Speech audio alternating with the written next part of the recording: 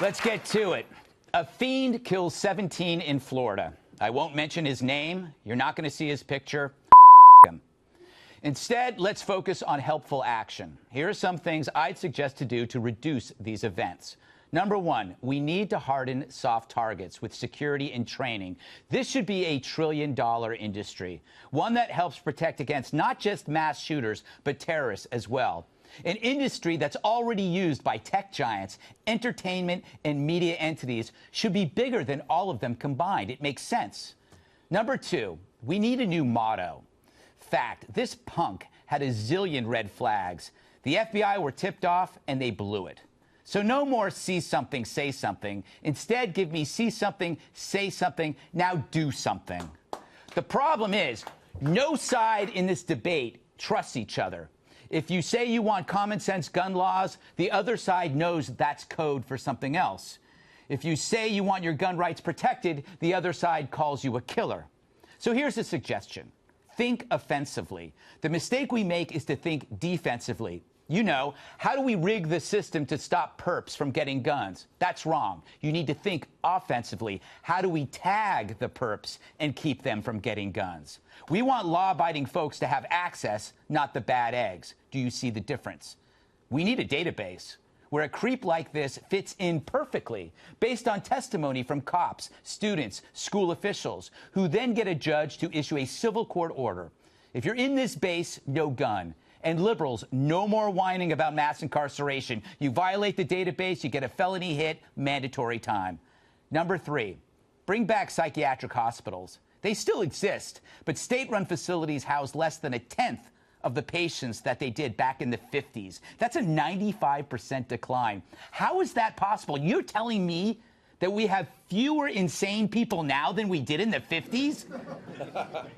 Have you watched TV? That's nuts. Mind you, this last fiend might not be nuts, but a score-settling nihilist. And that speaks to a greater issue, one that the media indulges. And it's my last point, infamy. If you look at these mass killers, you'll find an interest in those who came before them. And our relentless coverage caters to that. And so we keep showing the face of the fiend over and over and over as we dig deeper into his life, which the media repeats because, you know, you gotta fill space. But this coverage only creates more monsters. We advertise infamy, creating incentive for the next attack. Look, we are all vulnerable to persuasion. If not, why do we have advertising? We know fiends study press clippings of past fiends. We know that when a teenage suicide is covered, it always triggers more. News coverage magnifies the impact, and that becomes catnip to others. So, imagine the power that this fiend has over us to command every network to abide by his actions, to foment chaos and make us question our very own safety, to make all of us know his past, his deep thoughts.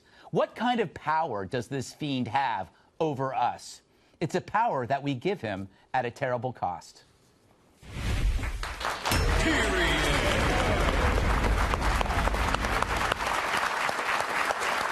Let's welcome tonight's guests. When the going gets tough, the tough get shit. Terry Schappert, retired Special Forces Master Sergeant. Terry Schappert. He's 50% bold, 50% beautiful actor and author Sean Kanan. Hey. She's zany, brainy, and loves it when it's rainy. National Review reporter Kat Timpf. And big rigs are his roller skates. Former bodyguard, massive sidekick Tyrus.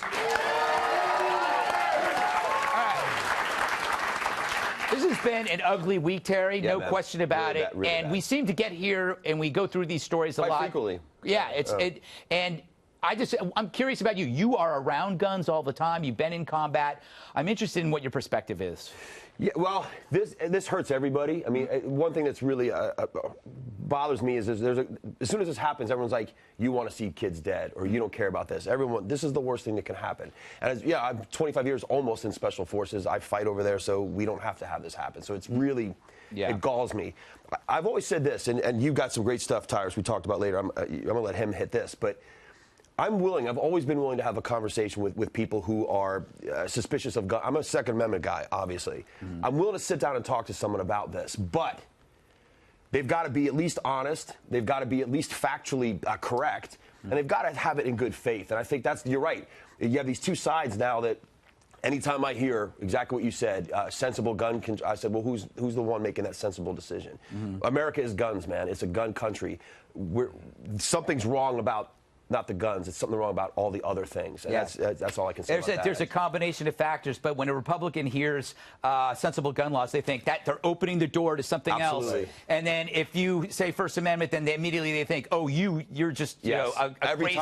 Every time. Sean, you're a dad, so this probably, when you see this kind of stuff, it's got to be... It's terrifying. Yeah. I mean, it's, you know, here we are 1 month after the shooting in Kentucky, and this is a tragedy that touches all of us. And, you know, like Terry said, I'm a Second Amendment proponent as well, but...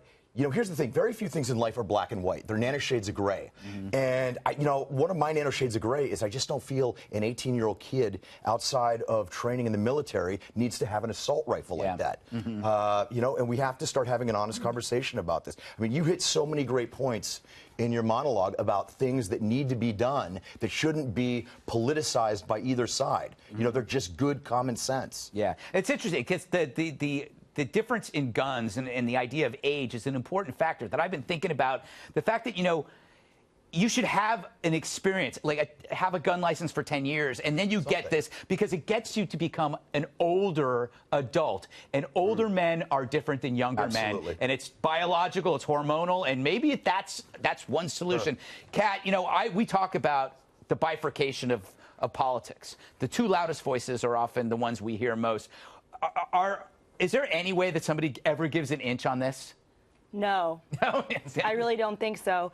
And if you talk about banning certain kinds of weapons, rifles of any kind were responsible for only 3% of homicides in 2016. It's very rare for something like this to happen. Of course, that doesn't make anyone feel better when a tragedy like this happens. But I'm going to do something really crazy, which I have not heard anybody do yet, and I'm going to blame this shooting on the shooter. I'm going to say that it was his fault.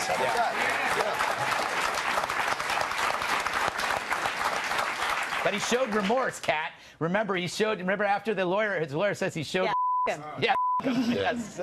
We've said that word 3 times now. Our censors are going to be upset. All right, Tyrus, we were talking in the green room that you had your own solutions. Well, this is coming from a place of being executive security, and for a short stint, I was a teacher. It wasn't bad, just pay grade.